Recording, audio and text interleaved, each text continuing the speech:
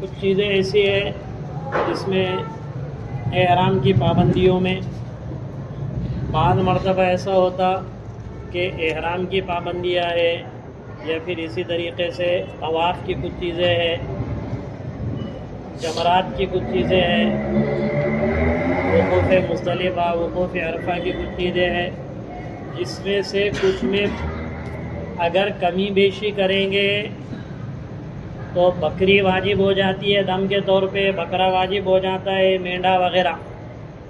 और कुछ चीज़ें ऐसी रहती है जिसके करने से सदक़तुल फ़ितर वाजिब होता, उसकी मक़दार 5 रियाल, 2 रियाल, 10 रियाल। और कुछ चीज़ें ऐसी है जिसमें 1 का 2 का रियाल। और कुछ चीज़ें ऐसी होती है जिसमें कोई चीज़ वाजिब नहीं होती। बाज़ चीज़ें ऐसी है जिसकी वजह से बड़ा जानवर ऊँट ये वाजिब हो जाता है।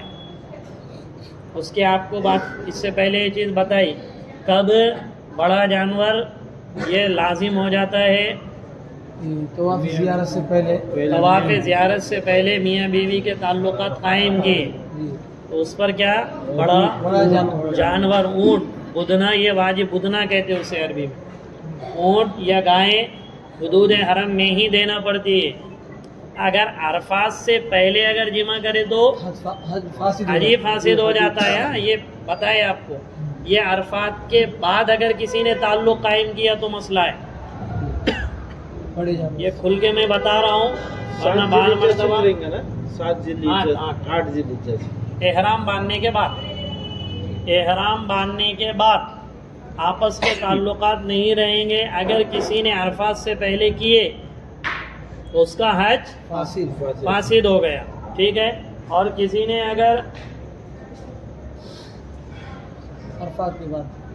अरफात के वकूफ़ अरफा के बाद तवाफ़ ज़ियारत से पहले अगर किसी से ये फ़ेल सरज़द हो गया, उमूमन इसमें एहतियात की ज़रूरत पड़ती है। बहुत से लोग क्या करते हैं, अरे मीना में रुकना सुन्नती है ना, क्या बोलते मीना में तो चुपीच बोलते मेरे घुटने दुख रहे, मेरे ये दुख रहा, मेरा वो दिख रहा, और अजीजिया में जाके सो जाते। लोगों को झूठे उधर बताएंगे, अल्लाह को तो नहीं बता सकते। घर वाले को किसी को अटैक आ गए, अल्लाह ना करे, जागेंगे नहीं जागेंगे, पूरे रात भर जागेंगे। इसमें उधर करके जाके अपने कमरों में सोते हैं और क्या कहते हैं, मीना में रुकना तो सुन्नत ही है, उससे क्या दम थोड़ी पड़ने वाला। लेकिन सुन्नत बोलकर सुन्नत को छोड़ना ये बहुत बड़े आगे वाजिब तक के छोड़ने पर अल्लाह ला लेता बात। इसलिए तवाफ़ ज़ियारत से पहले आपस के ताल्लुकात कायम करना जायज़ नहीं है। अगर किसी ने कर लिया तवाफ़ ज़ियारत से पहले तो उसको क्या करना पड़ेगा, एक ऊँट यानी बुदना हुदूद हरम में ही देना पड़ेगा। और तवाफ़ ज़ियारत के बाद अगर किसने किया 11वीं ज़िलहिज्जा को या 12वीं ज़िलहिज्जा को कोई चीज़ वाजिब, क्योंकि अब उसका हज हो गया हुआ है, मसलन उसका सिर्फ रुकना है वहाँ पे, लेकिन फिर भी एहतियात बरते। एक चीज़ तो ये बुदना वाजिब होता है एक, और दूसरा उस वक्त तो बुदना वाजिब होता है कि कोई तवाफ़ ज़ियारत, कोई औरत तवाफ़ ज़ियारत नापाकी की हालत में करे। बोलो, कोई औरत नापाकी की हालत में करे। ये एकदम टुटका फुटका मसला है। कैसा टुटका फुटका मसला है? मसला ये है कि वकूफ़ अरफा के बाद या वकूफ़ अरफा से पहले या जब भी अय्याम शुरू हो गए, औरत को पीरियड शुरू हो गए और फिर वापस उसको चले जाना है, कहाँ पे, अपने गांव आना है। समझ में आ रही ना, अपने गांव आना है। और अब अपने गांव जाना भी है उसको, और उसके पीरियड अभी ख़त्म नहीं हुए, वो अभी अय्याम ही में है। लेकिन तवाफ़ ज़ियारत, तवाफ़ तो कर नहीं सकती ना ऐसी हालत में, और तवाफ़ ज़ियारत के बगैर हज मुकम्मल होता नहीं। ऐसों के लिए ये चीज़ है कि वो अपने प्लेन को लेट करा दे, हज कमेटी को बोल के या टूर वालों को बोल के, या कैंसिल करा दे। उमूमन ये चीज़ पेश नहीं आती क्योंकि उसके बाद भी अपन बहुत दिन रहते हैं। लेकिन ये किसी का मसला है जो 13-14वीं ज़िलहिज्जा को ही चले जा रहे हैं अपने गाँव। एक आपको ये चीज़ मैं बताना चाह रहा हूँ कि ऊँट कब देना पड़ता है जुर्माने के तौर पे, वो बता रहा हूँ। पहला कब है? जब तवाफ ज़ियारत से पहले तवाफ ज़ियारत से पहले अरफात के बाद कोई ताल्लुकात कायम कर ले तो उसके लिए एक। दूसरा ये है कि उसकी तारीख बिल्कुल क्या करीब आ जाए और वो चले जाए और अभी नापाकी की है हालत में रहे, तो उसके लिए पहला मसला क्या है कि वो प्लेन को लेट करा दे। हो सकता है अगर उसके पास खर्च नहीं है तो यहाँ तक का मसला है, उसके पास इतना पैसा नहीं है कि वो प्लेन का दोबारा टिकट करा सकती है, ना घर पे इतना पैसा है, तो यहाँ तक मसला है कि उसके लिए ज़कात लेना भी जायज़ है। ज़कात लेके वो अपना टिकट लेट करा दे। नहीं समझ में आ रहा? लेकिन फिर भी टुटका फुटका मसला इसलिए बता रहा हूँ, फिर भी टुटका फुटका मसला ये है कि कोई अगर इतना सब करने के बावजूद भी नहीं हो सकता तो अपनी पाकी सफाई करके वो तवाफ़ ज़ियारत कर ले। उसकी वजह क्या है? क्योंकि तवाफ़ ज़ियारत जिसका भी नहीं होगा उसके लिए बीवी हलाल नहीं होगी, चाहे 1 साल हो, 2 साल हो, 3 साल हो, 4 साल हो, उसको वापस जाके करना पड़ता तवाफ़ ज़ियारत। मिसाल के तौर पे किसी ने तवाफ़ ज़ियारत नहीं किया और यहाँ आ गए, उसके लिए हलाल नहीं है। 10 साल उसने तवाफ़ ज़ियारत नहीं किया, 10 साल उसके लिए हलाल नहीं है। अगर किया तो ज़िना है। हाँ, यहाँ से जाकर वो इस नीयत से कर ले कि भाई मुझे क्या करना है, तवाफ़ ज़ियारत, तो तवाफ़ ज़ियारत हो जाएगा। और ताख़ीर की वजह से एक क्या देना पड़ेगा उसको? ऊँट नहीं देना रहेगा, उसको एक बकरा देना पड़ेगा, क्योंकि वो तो कर रहा है ना तवाफ़ ज़ियारत। अस्सलाम वालेकुम, मस्जिद में है मैं। हाँ, अय्याम हज वगैरह ज़रूरी नहीं है, उसके बाद में करने के लिए मैं अभी और बहुत से मसाइल बताऊंगा, सिर्फ सुनो। अभी दो चीज़ें हो गए हैं ना जी। क्या क्या भाई? ये 2 चीज़ें नहीं कह रहा हूँ, ये दो। हाँ, 2 जगह पे क्या वाजिब होता है गलती की वजह से? ऊँट वाजिब, बकरा नहीं, सिर्फ ऊँट। क्या वाजिब होता है? ऊँट वाजिब हो जाता है, ठीक है ना? ये 2 चीज़ें। अब दूसरे किस्म की जिनायत, दूसरे किस्म का जुर्माना वो होता है जिससे बकरी वाजिब होती है। बकरी से मुराद बकरा, मेना, वहाँ बकरी अकरी ये रहते, जो भी दुम्बा, बकरा, सुकरा, अलग अलग किस्म के हैं वहाँ पे सब जानवर। तो कुछ चीज़ें ऐसी है जिसकी वजह से, जैसे एहराम की हालत में, एहराम में है, किसी ने क्या कर लिया? शिकार कर लिया। एहराम की हालत में वहाँ के दरख्त तोड़ दिया, एहराम की हालत में घास उखाड़ दिया, ये सब मना है। और कभी एहराम के, इससे ये सब बकरी पे दम आ जाता है। तो समझ में आ रही ना बात? इसी तरीके से बगैर किसी उम्र के टकला कर दिया।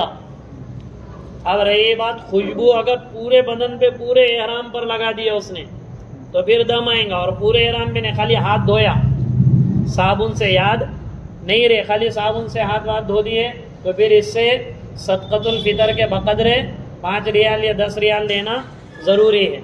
इसी तरीके से तवाफ़ में अगर नापाकी की हालत में अगर किसी ने क्या कर लिए,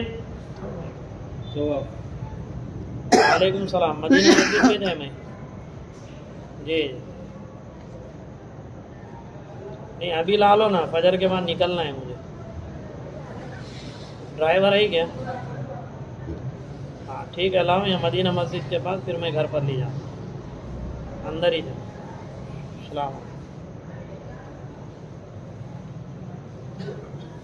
तो अगर किसी ने क्या किया, साबुन वगैरह से हाथ धो दिया, टिश्यू पेपर से फेंक दिया, या कुछ भी ऐसा मामूली से कुछ खुशबू वगैरह लग गया और फ़ौरन उन्हें साफ़ कर लिया, तो फिर सदक़तुल फितर मिसाल के तौर पे 5 रियाल 7 रियाल ये देना पड़ता है। इसी तरीके से तवाफ़ जब करते हैं तो तवाफ़ करने के दौरान अगर किसी ने नापाकी की हालत में, हैज़ की हालत में किसी ने क्या कर दे, तवाफ़ कर दे, या फिर हमने बगैर वुज़ू के क्या कर दिया, तवाफ़ किया, तो दम पड़ता है। लेकिन अगर बाद में उस तवाफ़ को दोहरा दिए ना तो फिर दम साकित हो जाता है।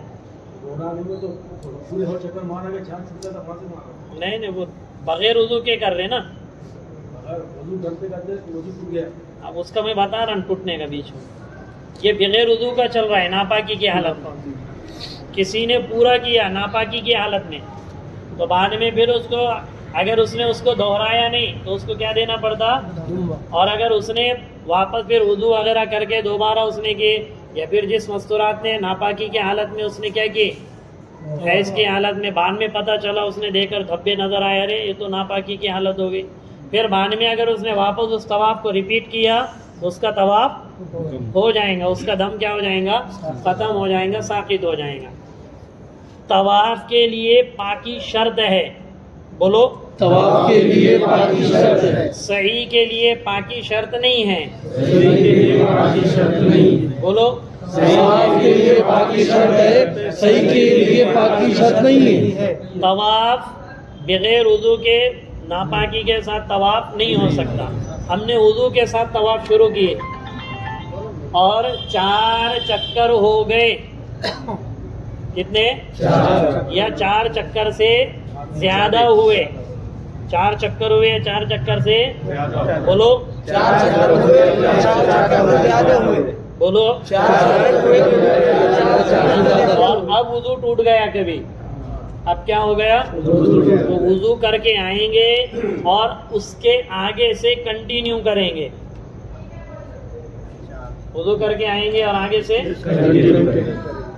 कंटिन्यू मतलब 5वां करेंगे, ठीक है। 4 चक्कर से पहले पहले वजू टूटा, इससे पहले 4 चक्कर से पहले पहले वजू टूटा, तो फिर पूरा पहले से करना पड़ेगा, पूरे चक्कर, फिर वो खत्म। 4 चक्कर पकड़े नहीं जाएंगे, 3 चक्कर, 3.5 चक्कर, 2 चक्कर ये पकड़े। वजू करना है, वजू करके आके 9 फिर से वही तवाफ।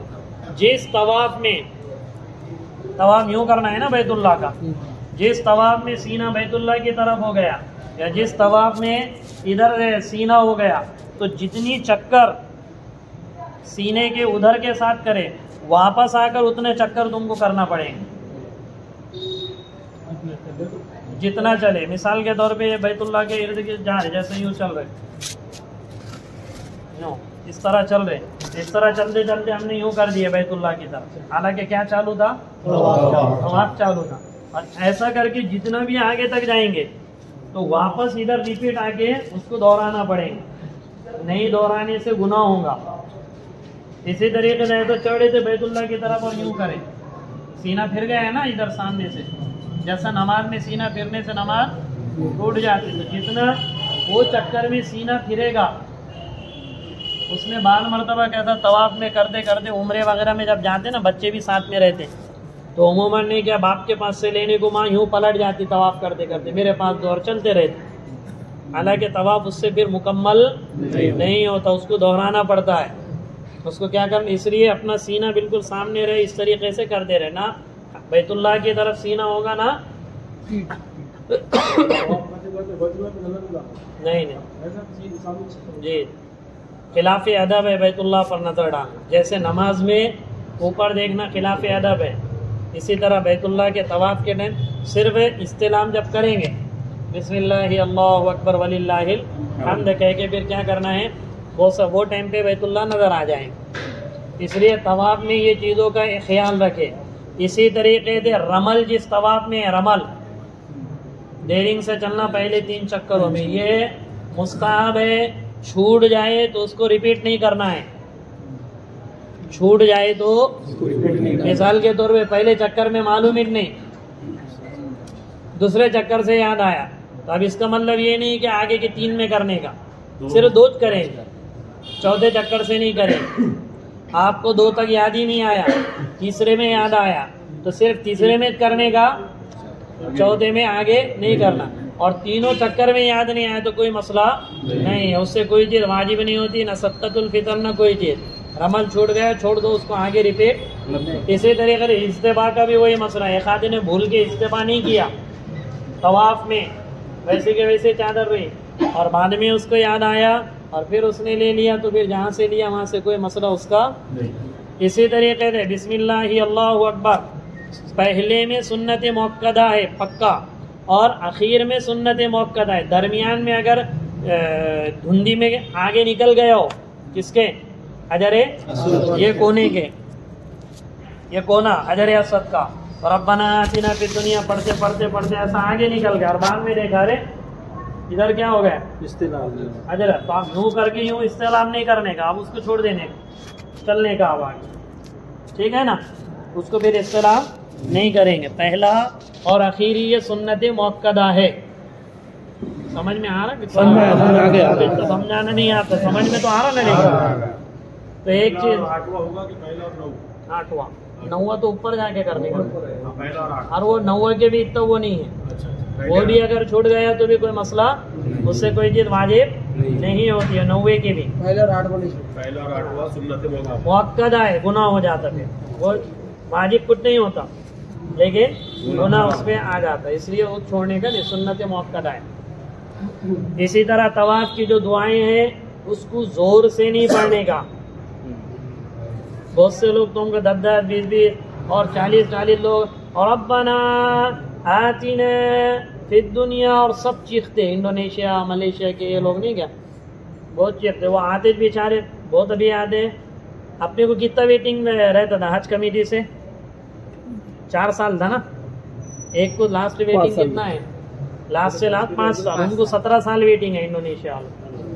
हमारी जमात थी वहाँ तो हमको मालूम है, मलेशिया और इंडोनेशिया बचपन में डाल देते हो तो बड़े हुए तक फिर थोड़ी समझ हुए तक आता फिर नंबर, 17 साल वेटिंग है वहाँ पे। तो ये जो चीख चीख के पढ़ देना, हमको चीख के पढ़ना नहीं, दूसरे को खलन देना नहीं, अपन अपनी दुआएं पढ़ने का, तीसरा कलिमा पढ़ने का, और वो जो कल हदीस आपके सामने बयान की उसके इस्तेहदार रखने का कि मेरे एक कदम पे अल्लाह मुझे क्या दे रहा, और मैं कितनी रहमतों में 120 रहमतें अल्लाह रोजाना उतारते। कितनी? 120 रहमतें बैतुल्लाह पे अल्लाह उतारते। 60 तवाफ करने वालों को, 40 नमाज पढ़ने वालों को, और 20 बैतुल्लाह को देखने वाले को। अगर तवाफ से थक गए तो बैठ के बैतुल्लाह देखने, कमरों में कम रहो। अगर नहीं भी करना है तवाफ तो किसको देखने का? बैतुल्लाह को देखते हो बैठो। 20 रहमतें अल्लाह बरसाएंगे। मोबाइल कितने 2-2 घंटे नहीं देखते, 4-4 घंटे खेलते गेम सारे, तो इसलिए अल्लाह के घर को पता नहीं कब देखेंगे। तो तवाफ में ये चीज़ों का ख्याल रखना है, ठीक है इंशाअल्लाह।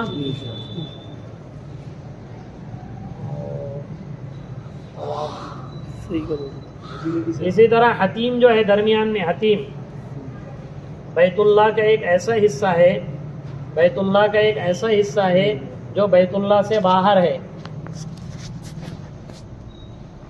असल में जब कुरैश मक्का ने बैतुल्लाह को तामीर करने का इरादा किया तो उन्होंने कहा था कि भाई चलो तामीर करेंगे, सैलाब की वजह से गिर गया था बैतुल्लाह पूरा, ऊपर की दीवारें वगैरह। तो जब कुरैश मक्का ने बैतुल्लाह की तामीर की तो उन्होंने जब बैतुल्लाह बनाया तो वहाँ तक ही उनके पास हलाल पैसा था, जहाँ तक दीवार बनी, उसके बाद का हिस्सा छोड़ दिया उन्होंने। हलाल पैसा न होने की वजह से देखो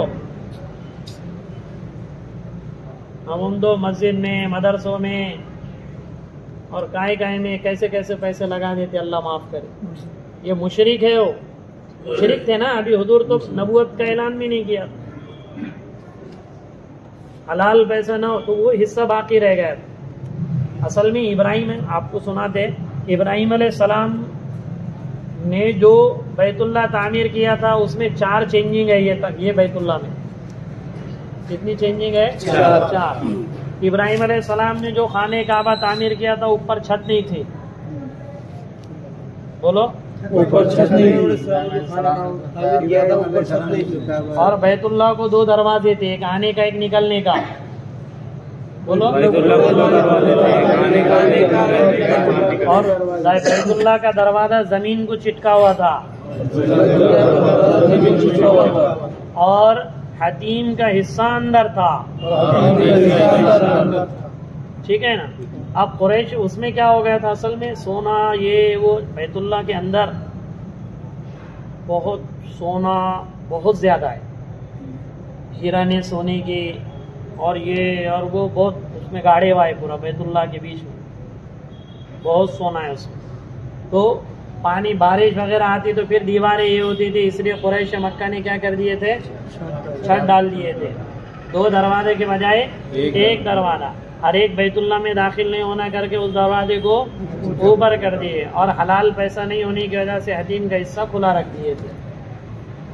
इसमें उलमा ने फरमाया ये अल्लाह ही की मंशा थी कि बैतुल्लाह का थोड़ा हिस्सा बाहर रहे, ताकि हमारे जैसे फ़कीर लोग जाएंगे तो वहाँ पर 2 रकात पढ़ना, बैतुल्लाह में 2 रकात नमाज पढ़ना, अंदर तो नहीं जा सकते।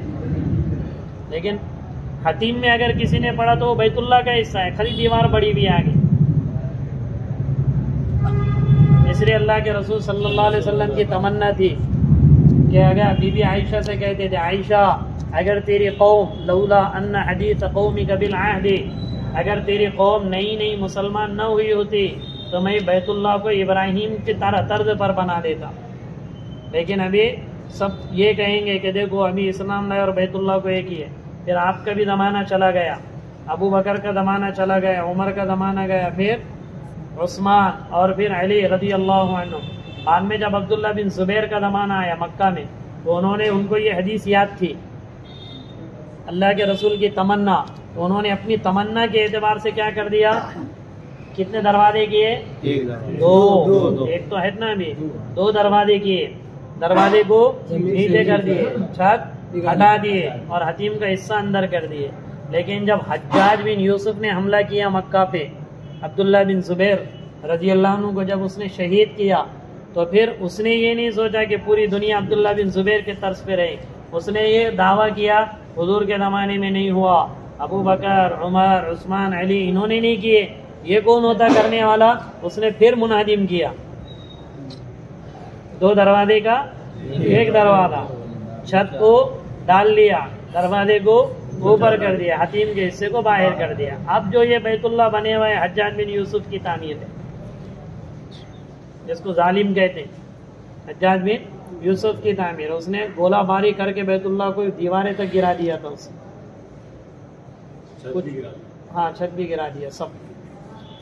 जब जगह जबल अबू कुबैस से बड़े बड़े पत्थर फेंका था उसने, मुहासरा किया था। बहरहाल वो भी कुछ लोग कहते उन्हें भी हक पे था, हालांकि 1,20,000 लोगों को शहीद किया उन्हें मुसलमानों से। और उसकी वजह ये कहते थे कि वो अमीरुल मोमिनीन के ताबे था, मुसलमानों का बादशाह जो कहता था वो करता था। इसलिए कुछ कुछ का कहना है कि वो सही करता था जो करता था, फितने को दबाने के लिए बोलता था मुसलमानों की हुकूमत कायम रहे, कोई आपस में इंतशार ना हो, इसलिए वो इतनी सख्ती। हज्जाज कूफा में जो लोग, ये दरमियान में बात है तो बात से बात निकल रही, कूफा के जो भी अमीर भेजा जाता था कूफा में, तो जब वो मिंबर पे खड़े रहता था ना, तो कूफा वाले ऐसे कंकर उठाते थे, और कंकर उठा के जैसे जो उसका खुतबा हो गया ना, तो कंकड़ी से मारते थे उसको जलील करने के। तो वो अमीर उनको छोड़ के भाग जाता था। तो अब्दुल मलिक ने इसको भेजा, जा हज्जाज वहाँ जाओ। हज्जाज मिंबर पे खड़े हुआ, सबने कंकर उठाए, तो हज्जाज ने कहा फसलें पकी हुई नजर आ रही है, उतरते ही काट दूंगा। क्या कहा उसने, फसलें पकी हुई नजर आ रही है, उतरते ही काट दूंगा। थर थर कांपते हुए उन्होंने कंकर ही छोड़ दिया। ईशा के बाद जो बैठते ना मंतखे मारते हुए, उसी का कानून है पेट्रोलियम का। ईशा के बाद किसी को इजाज़त नहीं होती थी, सब जिसको उठना है तहज्जुद में उठ के बाहर आए कहता था, रात में बिल्कुल जागना नहीं ईशा के बाद। ये बहुत से उसके सख्त कानून थे। तो बैतुल्लाह का वो एक जो हिस्सा है ना हतीम, तो वो बैतुल्लाह ही का हिस्सा है। इसलिए अभी जो तामीर है इब्राहिम अलैहिस्सलाम के तामीर, हाँ बुनियाद इब्राहिम अलैहिस्सलाम की है, बुनियाद इब्राहिम अलैहिस्सलाम। ठीक है, अब आइए किसकी तरफ, सही के। अब सही भी करना ये वाजिब है, ठीक है ना, सही भी करना, उसमें 7 सही करना वाजिब है, एक भी छोड़ नहीं सकते। 7 के 7 ज्यादा हो गए तो कोई बात नहीं, लेकिन ज्यादा होने पे अजर नहीं है। उम्रे और हज में सही सवाब है। इसमें उम्रे की सही और हज की सही, इसके अलावा सवाब तुम कितना भी दौड़ेंगे तो उसमें कोई सवाब नहीं है। इसी तरह हज के अरकान में आओ, हज के अरकान में भी मीना में जितना क़ियाम है, ये मीना का क़ियाम सुन्नत है, मीना का क़ियाम सुन्नत है। अब मीना का क़ियाम सुन्नत, उसके बाद अरफात में थोड़ी देर भी 1 सेकंड भी पहुंचना हो तो पहुंचना फर्ज़ ऐन है, वरना हज ही नहीं होगा अगर किसी का। अच्छा, अरफात में कब तक पहुंचते हैं? हमको तो निकलने का हुक्म कब दिया गया? सवाल के बाद पहुंचो और गुरूब आफ्ताब के बाद निकलो। एक सहाबी हज्जतुल वदा में दौड़ते दौड़ते रात में 3:30 बजे अल्लाह के रसूल की खिदमत में आए। या रसूल अल्लाह, मेरा वुकूफ अरफा छूट गया, मेरा वुकूफ अरफा। अल्लाह के रसूल ने फरमाया अभी जाकर करके आ जाओ फौरन, फजर से पहले पहले। वो सहाबी भागते भागते गए, फजर से पहले करके आए। अल्लाह के रसूल सल्लल्लाहु अलैहि वसल्लम ने ऐलान किया, जो गुरूब आफ्ताब के बाद भी अगर किसी ने कर लिया तो उसका भी अरफा कबूल कर देगा अल्लाह। वो सहाबी के भूल की वजह से, वो सहाबी के भूल की वजह से फ़ायदा हमारा हो गया। तो कोई आदमी अगर अरफात के मैदान में फजर से पहले पहले, सुबह सादिक से पहले पहले भी अगर कोई ठहर गया तब भी उसका अरफा हो गया, वो मैदान अरफात में पहुंच गया, शुमार किया जाएगा। गुरूब आफ्ताब से पहले पहले जिसने भी हुदूद अरफात को छोड़ा उस पर दम पड़ेगा। बोलो, गुरूब आफ्ताब से पहले पहले जिसने भी अरफात का मैदान छोड़ा, अरफात की जो हद है वो छोड़े, उसको क्या पड़ेगा? दम पड़ेगा। ये हमेशा जहन में रखें, ठीक है। और फिर रुकना चाहे तो मगरिब के बाद भी जो लोग रुकते अब फिर इसमें जो नमाजें हैं, नमाजें तो पढ़नी है। उसके बाद जो यहाँ पर आने का मुज़दलिफा में भी जो 2 नमाज है, मगरिब और इशा, इसको अगर किसी ने अलग अलग करके पढ़ा तो खिलाफे सुन्नत है। क्या है? खिलाफे सुन्नत, और वाजिब है मिला के पढ़ना। लेकिन अगर किसी ने मिला के नहीं पढ़ा, थोड़ा भी पढ़ा फिर बाद में पढ़ा, तो उसको गुनाह तो मिलेगा लेकिन कोई चीज़ वाजिब नहीं होगी। मिलाना तो ज़रूरी है, जमा ताखिर बोलते उसको, लेकिन उसके आगे पीछे करने से कोई चीज़ वाजिब नहीं होगी, सिर्फ तौबा करना पड़ेगा। क्या करना पड़ेगा? और मुज़दलिफा में फजर की कोई मुज़दलिफा में अगर रात में क़ियाम किया मुज़दलिफा में और फजर से पहले पहले उसने मुज़दलिफा छोड़ दिया, इससे पहले हालांकि मुज़दलिफा का क़ियाम कब वाजिब है? फजर के बाद। तो किसी ने अगर बगैर किसी उज़्र के छोड़ के जमरात को चले गया फजर से पहले पहले, मुज़दलिफा की बॉर्डर छोड़ दी उसने, किससे पहले? फजर से पहले, तो उस पर भी दम पड़ेगा। लेकिन मस्तूरात को भेजने की गुंजाइश है। अल्लाह के रसूल सल्लल्लाहु अलैहि वसल्लम ने हज्जतुल वदा में भीड़ के ज़्यादा होने की वजह से औरतों को रात में ही कहा कि तुम्हारा वुकूफ हो गया, अल्लाह ने कबूल कर दिया, अब चले जाओ। कहाँ पे? जमरात के बाद, बगैर उज़्र के नहीं। हमको कोई उज़्र नहीं रहता, बगैर उज़्र के नहीं। बगैर उज़्र के करेंगे तो फिर क्या वाजिब होगा? दम वाजिब, बगैर उज़्र के नहीं।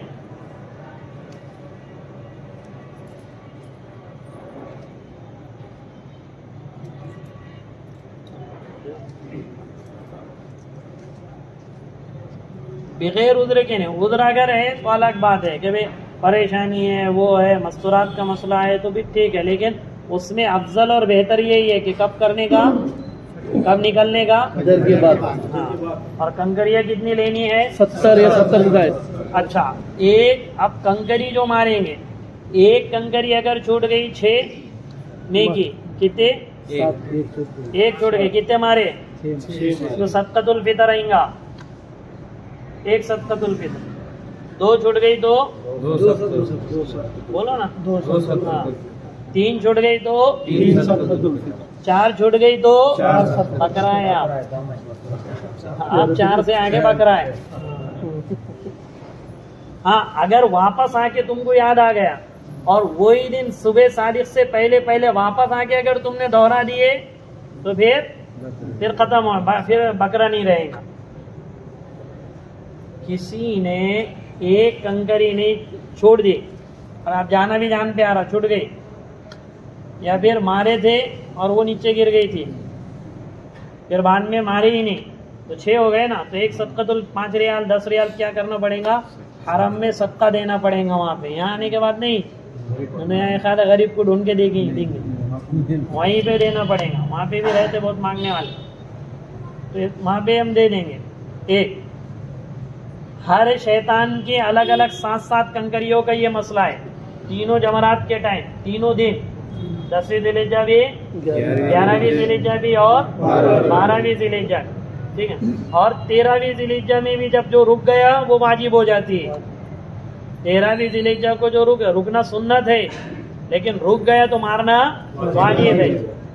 शादी करना बोलो ना सुन्नत है, लेकिन बीवी घर पर आए तो उसके हक को अदा करना वाजिब है। इसलिए जिसको अपने नफ्स पे भरोसा नहीं, मैं अपनी बीवी को सता सकता कि मैं सताऊंगा, तो ऐसे के लिए निकाह नाजायज है। जिस आदमी को इतने अपने नफ्स के ऊपर कंट्रोल नहीं है कि मैं अपनी बीवी को क्या कर सकता, सताऊंगा, तो ऐसे आदमी के लिए निकाह करना जायज नहीं है। हुकूक की अदा, हालांकि निकाह करना क्या है, सुन्नत, उसकी भी किस्में हैं, कभी वाजिब भी होता, कभी फर्द भी होता, लेकिन नॉर्मल हालत में क्या है, निकाह सुन्नत। लेकिन निकाह करने के बाद जो चीजें अपने ऊपर आयद होती है वो क्या है, अब उसको खाना खिलाना, उसको घर देना, ये सब वाजिबात में आते हैं। तो 13वीं ज़िलहिज्जा को रुकना सुन्नत है, 13वीं ज़िलहिज्जा को रुकना, लेकिन कंकरी मारना वाजिब है। तो एक कंकरी छूटी तो कितना, 2 अगर छूटे तो 3 अगर छूटे तो और 4 या 4 से जायद अगर छूटे तो। अब इसमें एक चीज ये समझो कि असल में एक मसला ये भी है कि जैसे बीवी या फिर कोई खुद हम में से किसी के वालिद वगैरह इतने बीमार हो गए, न उठ सकते न बैठ सकते, तो उनकी तरफ से भी नियाबत कंकरी की कर सकते। क्या बोल रहा हूँ मैं, उठ सकते ना चुबित, नहीं जी मैं भूतीज गल गई, तुम ही मारो मेरे तरफ से नहीं, ये चुबित वहाँ पे नखरे आते औरतों को, तो उनको ये मसला बताओ भी नो को, ठीक है ना। हमारे साथ इलियास भी थे, 72 साल के आगे के थे। वो हमारे 10वीं ज़िलहिज्जा को हमने कंकरी मार के, मैं तो कुर्बानी के लिए चले गया था, उनको जब भेजे तो वो इंडिया में भेजे तो पाकिस्तान में निकल गया, और उल्टा पे उल्टा बड़ा बहुत। दूसरे दिन एकदम गले, कोई बोल नहीं सकता कि इन्हों जाएंगे, लेकिन उनके सामने पहुंचना, मैं भी गल के आया 9:30-10 बजे, मैं भी तीसरे तरफ निकल गए थे। जब आए उनके सामने बैठ के दूसरे दिन में बोला, इलियास भाई रहे तो मैं रमी करूंगा, वरना मदद नहीं आएगा मेरे को, ऐसे मस्तूरात को पटाने का, वरना वो अपने आंख पे ढकेल देती नहीं। तो आओ तुम करके आओ, मसला मालूम हुआ कभी तो उनको जैसे बोले तो उन्होंने बोले, हाँ तुम मारे तो नहीं जमींगा मुफ्ती साहब। मैं बोला होता नहीं हो, तो मेरे से आगे निकल गए थे वो चलने, हालांकि उठने की कंडीशन नहीं।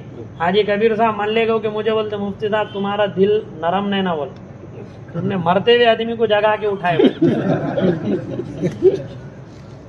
मुझे चलते चलते, सब साथ में रहते थे, तो मेरे कान में बोले थे, तुम नरम दिल के नहीं है, बोले बहुत सख्त दिल है, बोले तुम्हारा। क्यों उठने की कंडीशन, मैं सही कह रहा हूँ, मैं ऐसा फेकम भाग नहीं कह रहा। उन्होंने खाना तक नहीं खाए थे शाम में, उसके बावजूद अल्लाह ने इतनी हिम्मत दिया कि मार के वापस आयो, फिर से टनाटन। तो अगर किसी की ऐसी, हालांकि उनके लिए जायज था कि मैं उनकी तरफ से क्या करूंगा, मेरे लिए जायज था मैं उनकी तरफ से रमी करूं। रमी में सिर्फ नियत करेंगे किसी की तरफ से अगर मारना है तो, अल्लाह मैं ये रमी मेरी बीवी की तरफ से मार रहा हूँ, मेरे वालिदा की तरफ से मार रहा हूँ, मेरे वालिद साहब की तरफ से, ठीक है ना।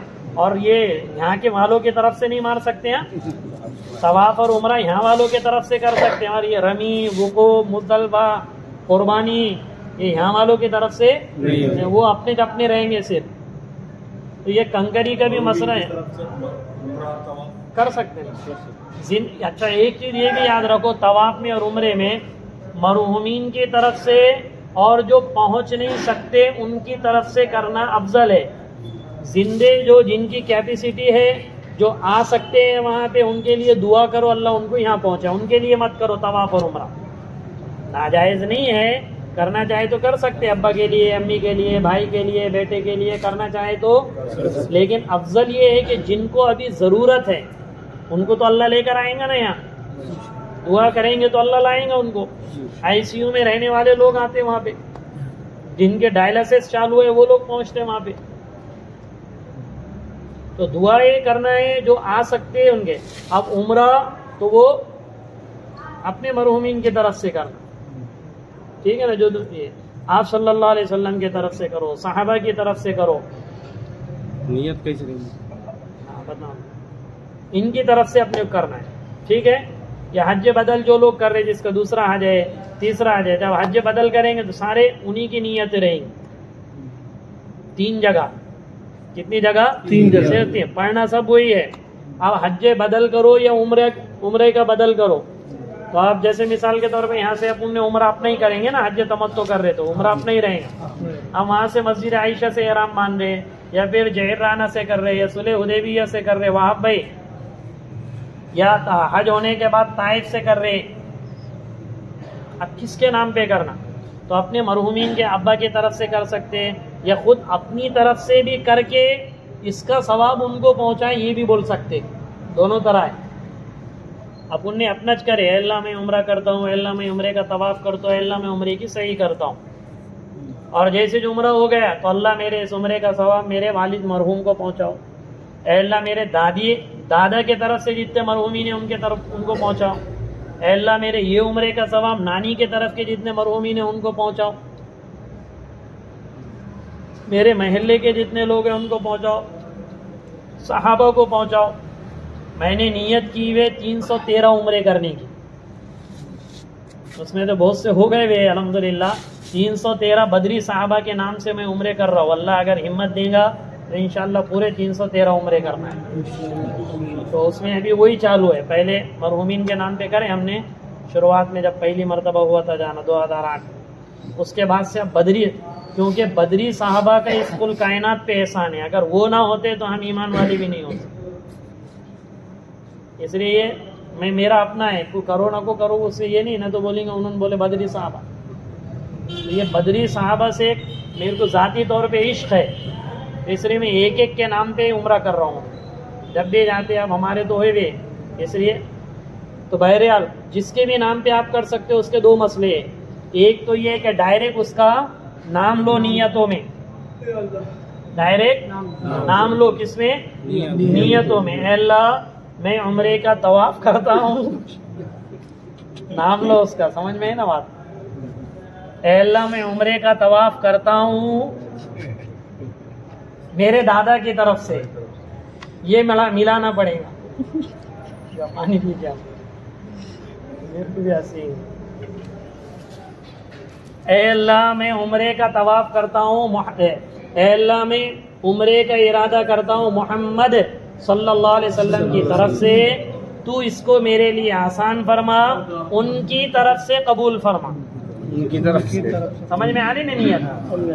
अल्लाह मैं उम्रे का इरादा करता हूँ खुलफाए राशिदीन की तरफ से, तू इसको मेरे लिए आसान फरमा, उनकी तरफ से कबूल फरमा।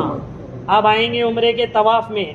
अल्लाह मैं उम्रे के तवाफ का इरादा करता हूँ खुलफाए राशिदीन की तरफ से, तू इसको मेरे लिए आसान फरमा, उनकी तरफ से कबूल फरमा। समझ में आ रहा ना? फिर सही पे आएंगे। अल्लाह मैं उम्रे की सही का इरादा करता हूँ खुलफाए राशिदीन की तरफ से, तू इसको मेरे लिए आसान फरमा, उनकी तरफ से कबूल फरमा। ठीक है। आपके अहलिया वगैरह अगर करेंगे तो बीबी आयशा की तरफ से करने लगाना, अज़वाज मुताहरात की तरफ से करने लगाना, अल्लाह के रसूल की बेटियों की तरफ से करने लगाना। मक्का में जो मुसलमान हुई हुई ज़िन्नीरा रज़ी अल्लाह अन्हा, बीबी सुमैया, बीबी उम्मे, इनकी तरफ से करने लगा।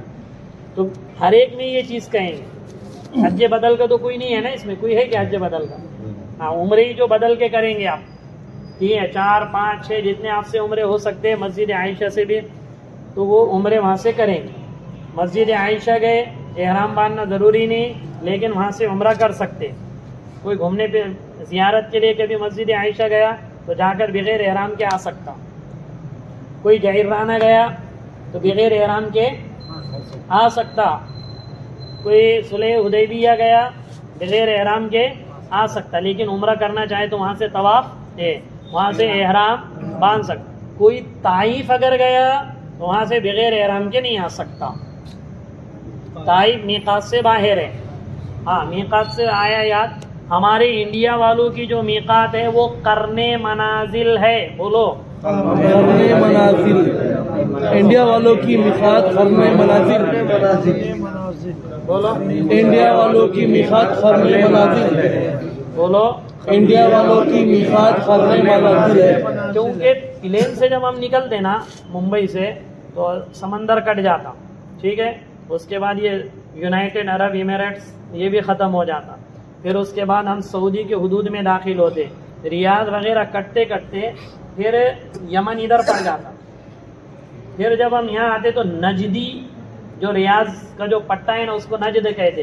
करने मनाजिल नजदियों की मीकात है। किसके? नजदियों। कहाँ से आते? उधर से। अब यही करने में मनाजिल ताइफ वालों की भी मीकात है। करने मनाजिल ताइफ वालों। अब जब अपना प्लेन आता है ना तो प्लेन आते आते करने मनाजिल से टर्न लेके फिर इधर आ जाता जद्दा। किससे टर्न लेके? इसलिए अब प्लेन से जो आता और पानी का जो जहाज था तो पानी का जो जहाज आता था ना तो ऐसा घूम के आता। मैप है क्या? मैप निकालो, मैप मेरे पास।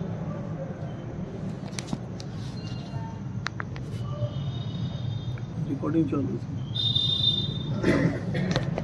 देखो आप इसमें देखो,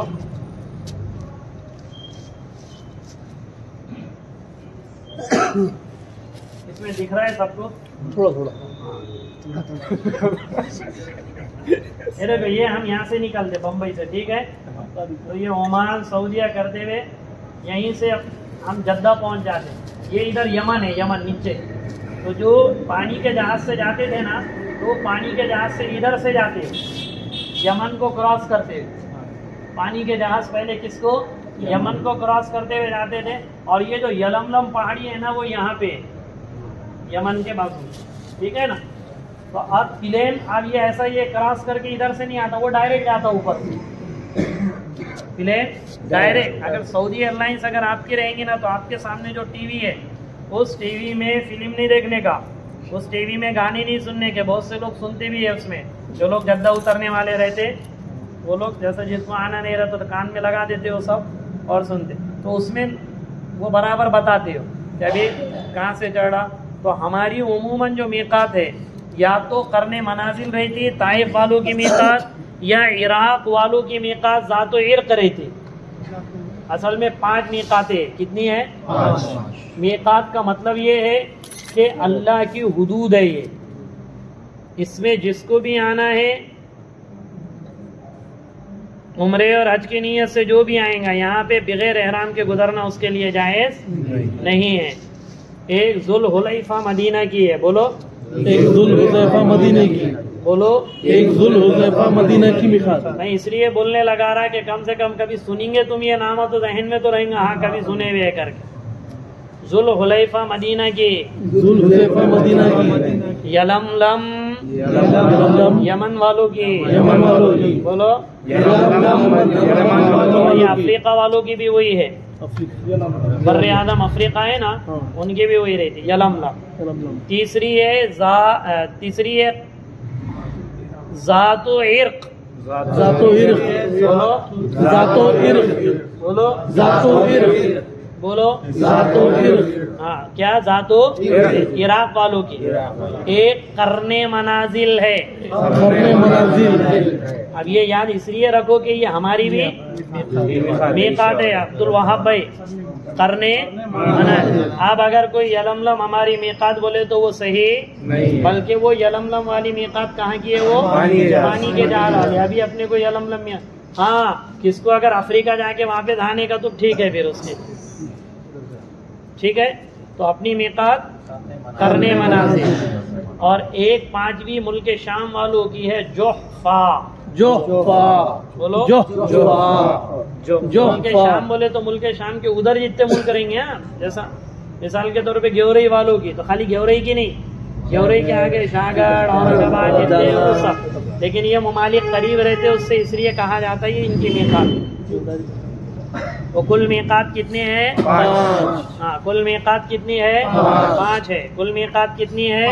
5 है। हमारी मीकात करने मनाजिल, बोलो करने मनाजिल, बोलो करने मनाजिल, और यमन वालों के यलमलम, बोलो यमन वालों के, यलमलम, इराक वालों के ज़ाती इर्क़, ज़ातो इर्क़, ज़ातो इर्क़, मदीनतुल मुनव्वरा वालों के, मदीनतुल मुनव्वरा वालों के ज़ुल हुलैफा, बोलो बोलो, और 5वीं मीकात मुल्क शाम वालों की क्या?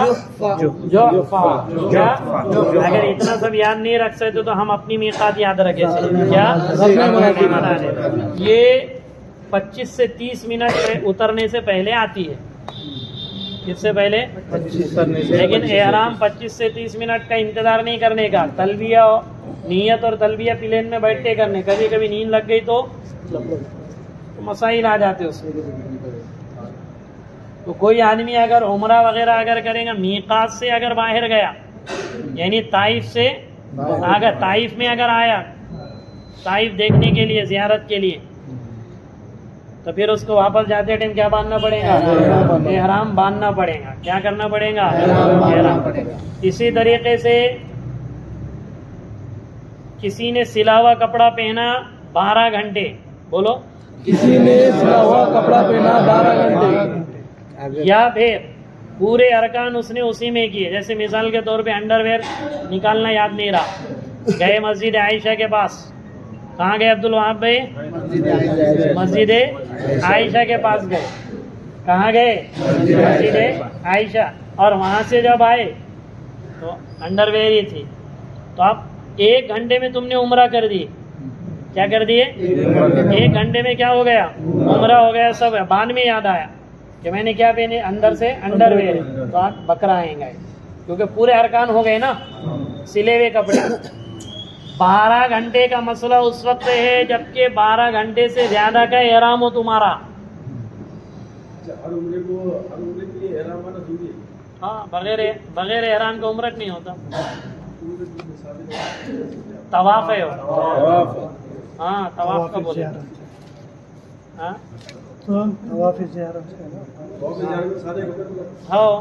तवाफ कर सकते ना, नफली तवाफ। एहराम बांधना जरूरी। मीकात नहीं है वो इजाजत है वहां से। अल्लाह के रसूल सल्लल्लाहु अलैहि वसल्लम ने बीबी आयशा को इजाजत दी थी। अब्दुल्ला बिन जुबैर ने वहां से उम्रा किया, अब्दुल्ला इब्न उमर से। इसलिए जो लोग जैसा बहुत से लोग ये कहते कि भाई मस्जिद आयशा से उम्रा नहीं होता, अरे नहीं होता तो अब्दुल्ला बिन जुबैर ने क्यों किए? बहुत से लोग ये कहते कि कुछ लोग कहते फिर सिर्फ हुजूर ने मस्जिद बीबी आयशा को कहा था ना।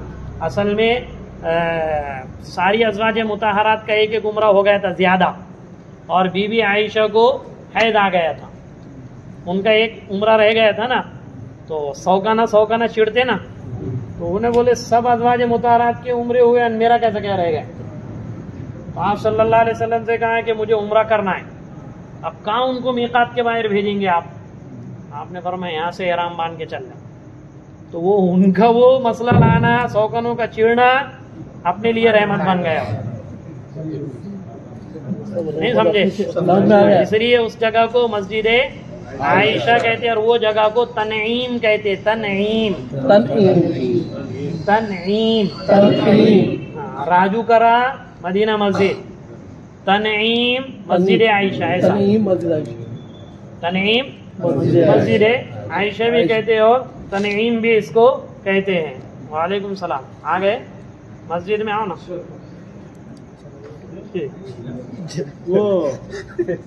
ठीक है, एक चीज अब बदल के सिले हुए कपड़े भेज लेंगे। हाँ, एहराम की हालत में। हाँ, मैं अभी और उसके बहुत से मसाइल अभी रहे हुए हैं, कब कर सकते हैं कब नहीं वो भी बताएंगे। तो क्या बता रहा था मैं?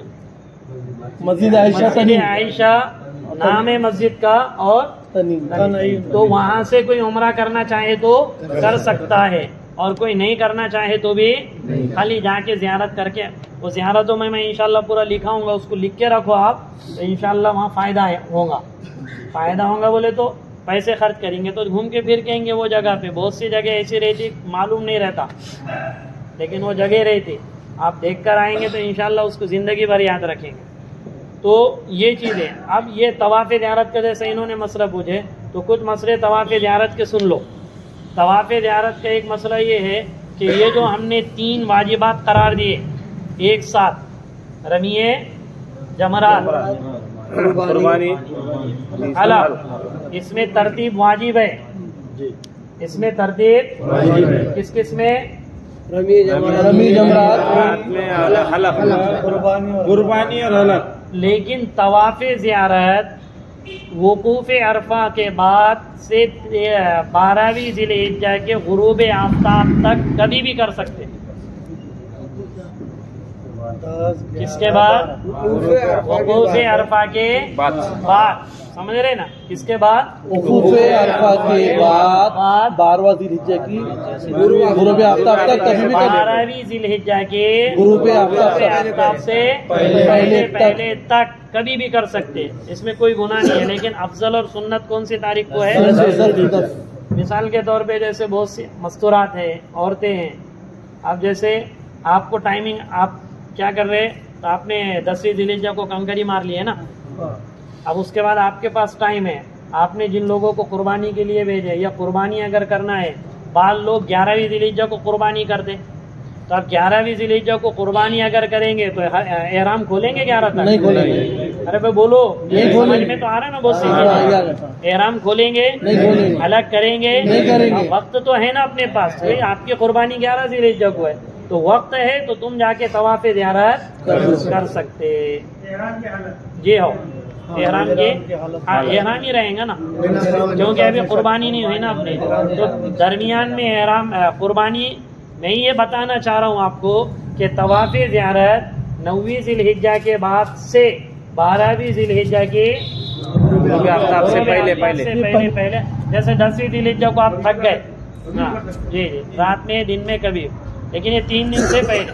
अब मिसाल के तौर पे 10वीं ज़िलहिज्जा को आपकी कुर्बानी भी हुई, सब हुआ, हलक में आपने कपड़े भी उतार दिए, लेकिन उसके बावजूद आपको थकावट है, तो आप ऐसा कर सकते कि जवाल के बाद कहाँ जाते, 11वीं ज़िलहिज्जा को कंकरी मारने जाना है ना जवाल के बाद, तो कंकरी मारो तीनों जमरात को, और उधर के उधर ही तवाफ़ ज़ियारत को जा सकते।